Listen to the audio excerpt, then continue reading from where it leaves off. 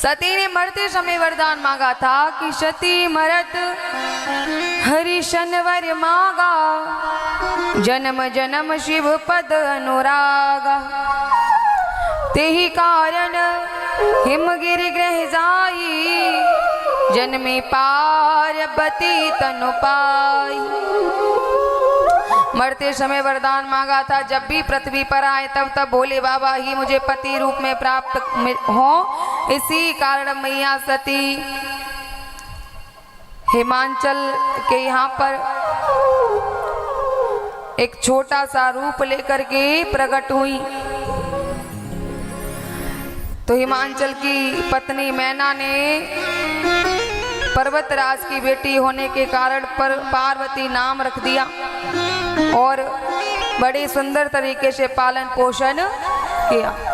एक बार नारद जी आए हुए थे। नारद जी से हिमांचल जी ने कहा कि मेरी बेटी के गुण और अवगुण बताओ। नारद जी ने कहा कि आपकी बेटी के अंदर तो सारे गुण ही गुण हैं, लेकिन जिसके साथ इसका विवाह होगा वो अवगुणों से संपन्न होगा।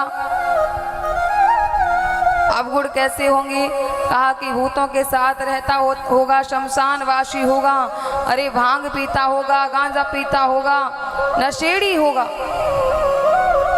नशेड़ी होगा, वो वस्त्र नहीं पहनता होगा, न घर होगा, न मकान होगा। ऐसे के साथ आपकी बेटी का विवाह होगा। पार्वती जी ने कहा कि अगर ऐसे के साथ मेरी बेटी का विवाह होगा तो मैं अपनी बेटी को कुंवारा रख लूंगी, लेकिन मैं ऐसे के साथ अपनी बिटिया का विवाह नहीं करूंगी। कोई भी माँ चाहती है कि मेरी बेटी इतने बुरे घर में जाए। कोई जानबूझकर तो अपनी बेटी के लिए नशेड़ी वर कभी ढूंढता ही नहीं है। सब चाहते हैं कि शुद्ध हो। कोई चाहता है कि नशेड़ी आए? कोई नहीं चाहता। सब चाहते हैं मेरी बेटी महलों की रानी बने। नारद जी ने जब ये कहा तो हिमांचल जी ने कहा, नारद जी कोई उपाय तो रहा होगा ना, कुछ उपाय बताओ जिससे ये आपदा टल सके। नारद जी ने कहा एक उपाय है। बोले क्या? कि जो तप करे कुमारी तुम्हारी, तो भावई मैट सके त्रिपुरारी।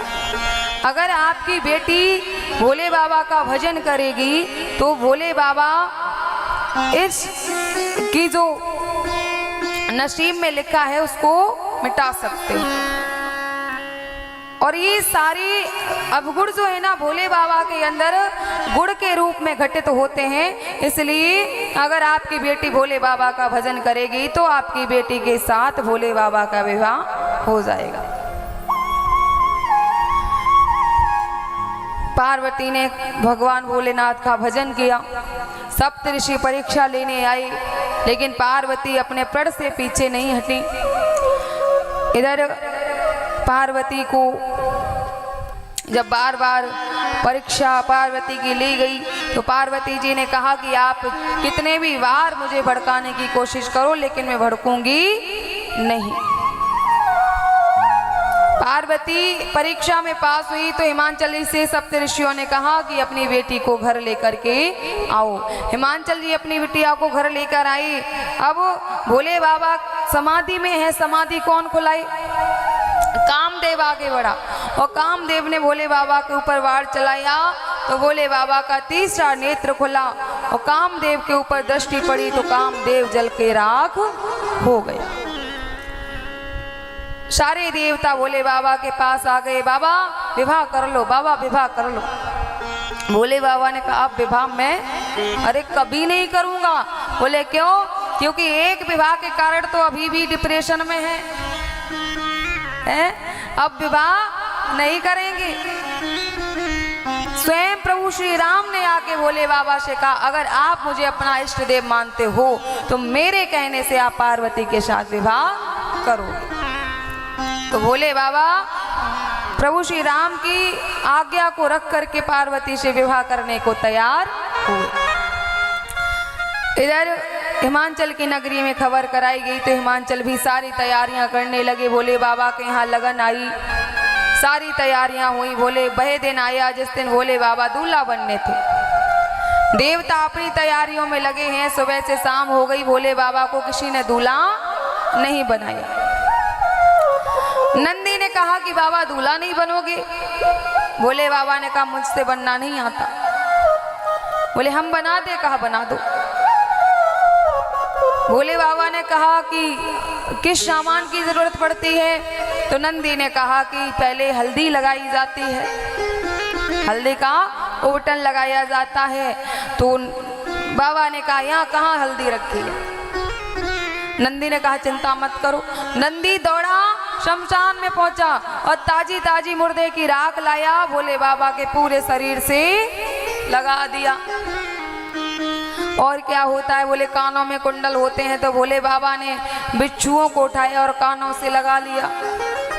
और बताओ का हाथ में पतला पतला कंकन होता है, भोले बाबा ने एक पीली कांतर उठाई, वो हाथ से लपेट ली।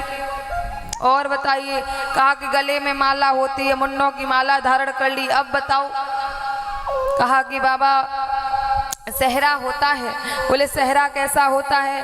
कहा कि एक बार सर पे रखते हैं, फिर उसको गंगा में बहा देते हैं, फिर उसको सर पे नहीं रखते।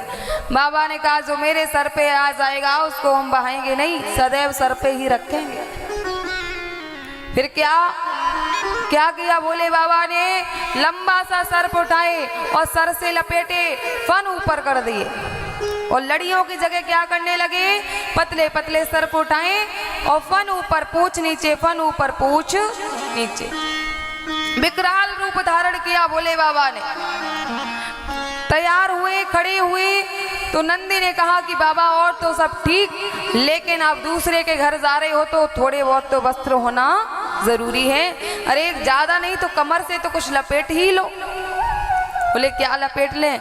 तो कहा जिस बागंबर पर बैठे हो उसी बागंबर को लपेट लो। बागंबर को उठाया गया और कमर से लपेटा गया, तो वो बागंबर इतना कड़क कि नंदी जैसी लपेट के हटे वो बागंबर खुल जाए। नंदी ने कहा कि ऐसे काम नहीं चलेगा। नंदी ने बागंबर लपेट के ऊपर से लंबा सा सर्प उठा के लपेट दिया और कहा देख भाई, चाहे कितना भी बैंड बाजा बजे, लेकिन तू अपनी जगह से हिलेगा नहीं, और अगर तू अपनी जगह से हिल गया तो भोले बाबा की इज्जत का कबाड़ा हो जाएगा। अब भोले बाबा विकराल रूप धारण किए। इधर देवताओं ने देखा, देवता मना करने लगे, हम इनके साथ बराती बन के नहीं जाएंगे। क्यों? जिसके साथ इतना भयानक दूल्हा जाएगा उसको लोग ऐसे छोड़ देंगे क्या? बहुत बुरे से पीटेंगे, हम इनके साथ नहीं जाएंगे। सारे देवता मना करने लगे। नारद जी ने हाथ जोड़े, देखो अगर आप नहीं जाओगे तो हमको खींचा जाएगा। नारद जी ने रिश्ता तय कराया था, बारात नहीं आई, इसलिए भाई ऐसा है, आप भोले बाबा को पीछे छोड़ो और आप आगे चलो, अपन लोग नाश्ता पानी कर लेंगे, पीछे से ये आएंगे, फिर जो होगा वो देखा जाएगा। अब देवता सारे चले गए। भोले बाबा ने देखा कि हम तो अकेले के अकेले तो बारात नहीं ले जाएंगे, फिर कैसे ले जाएंगे? भोले बाबा ने उठा के शंख बजा दिया। शंख बजाए तो जितने भी शमशान थे सारे शमशान खाली हो गए। सारे भूत प्रेत दौड़ दौड़ के कैलाश पर्वत पर आने लगे और भोले बाबा बैठ के नंदी पर चले हिमाचल की नगरी की तरफ डमरू बजाते हुए जा रहे हैं। अरे ऐसा डमरू बजाया भोलेनाथ ने, सारा मगन हो गया। भाव से ताली बजाते हुए आप सभी झूमते हुए चलेंगे। हो ऐसा डमरू बजाया भोलेनाथ ने, सारा कैलाश पर्वत मगन हो गया। ऐसा डमरू बजाया भोलेनाथ ने, सारा कैलाश पर्वत मगन हो गया। ऐसा डमरू बजाया भोलेनाथ ने, सारा कैलाश पर्वत मगन हो गया। ऐसा डमरू बजाया भोलेनाथ ने, सारा कैलाश पर्वत मगन हो गया। सारा कैलाश पर्वत मगन हो गया। सारा कैलाश पर्वत मगन हो गया। सारा कैलाश पर्वत मगन हो गया। सारा कैलाश पर्वत मगन हो गया। ऐसा डमरू बजाया मेरे नाथ ने, सारा कैलाश पर्वत मगन हो गया। ऐसा डमरू बजाया मेरे नाथ ने, सारा कैलाश पर्वत मगन हो गया।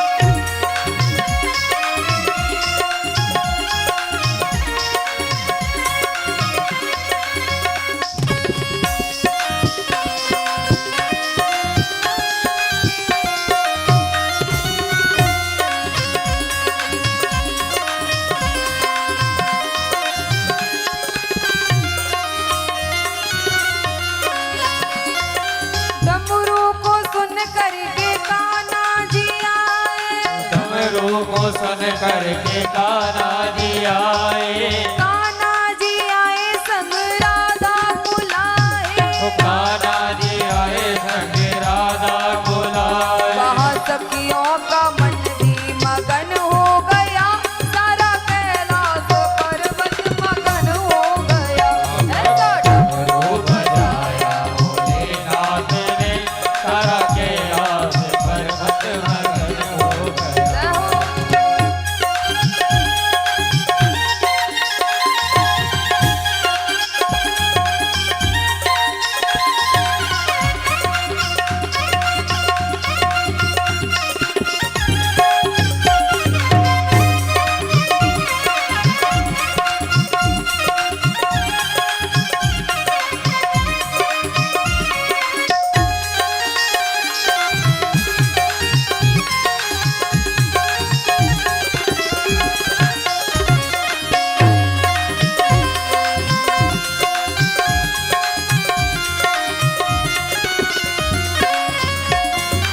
डमरू को सुन करके रामा जी आए, डमरू को सुन कर रामा जी आए, रामा जी आए संग लक्ष्मण बुलाए, रामा जी आए संग लक्ष्मण बोलाए। माँ सीता का मन भी मगन हो गया, सारा कैलाश पर्वत मगन हो गया। ऐसा डमरू बजाया भोलेनाथ ने, सारा कैलाश पर्वत मगन हो गया। जय भोले की।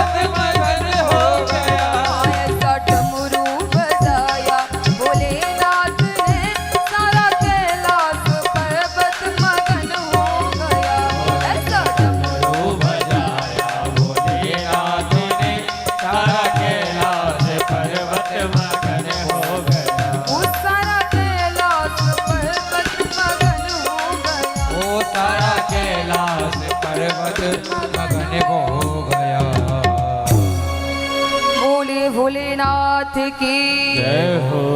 भोले बाबा मधुर मधुर तान डमरू में छेड़ते हुए हिमाचल की नगरी के लिए प्रस्थान किए। इधर जब बारात पहुंची तो माता मैना आरती की थाली तैयार की और आरती उतारने के लिए आई। तो सबसे पहले आगे देव खड़े थे, तो देवता आगे बढ़े। तो सबसे पहले इंद्रदेव आगे बढ़े।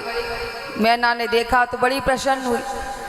मैना को लगा कि यही दूल्हा है, यही वर है। नारद जी ने आके बताया कि ये दूल्हा नहीं है, ये तो बाराती है, बाराती। मैना बड़ी प्रसन्न। मैना ने सोचा जब बाराती इतने सुंदर हैं तो दूल्हा कितना सुंदर होगा। इंद्र की आरती उतारी, ब्रह्मा जी आए, ब्रह्मा जी की आरती उतारी, विष्णु भगवान आए। नारद जी से मैना कहती है कि ये यही दूल्हा है। बोले ना ना, ये दूल्हा नहीं, ये तो दूल्हा के घर परिवार के हैं। अब तो मैना के अंदर और जिज्ञासा बढ़ रही है, अरे बहुत सुंदर होंगे, जब घर परिवार के इतने सुंदर हैं तो दूल्हा कितने सुंदर रहे होंगे। सारे देवताओं की आरती हो गई। उसके बाद भोले बाबा का नंबर लगा और जैसे भोले बाबा का नंबर लगा तो मैना पीछे हटने लगी। नारद जी ने समझाया कि मैना पीछे नहीं हटो, यही तो है दूल्हा साहब, आरती उतारो। मैना ने कहा तुम्हारा दिमाग खराब है क्या? अरे मैं इस भूत भावन के साथ अपनी बेटी का विवाह करूंगी? इसके पीछे भूतों की लाइन लगी है, मैं इसके साथ अपनी बेटी का विवाह नहीं करूं। गुस्से की वजह से आरती की थाली वहीं फेंक दी और घर में आकर अपनी बेटी को गोद में बिठा के जोर जोर से रोने लगी। कहने लगी कि अगर इसके साथ मेरी बेटी का विवाह होगा तो अपनी पार्वती को लेकर के कुएं में कूद जाएंगे, लेकिन इसके साथ कदापि अपनी बेटी का विवाह नहीं करेंगे। नारद जी ने आकर के समझाया और नारद जी ने कहा कि देखो मैना,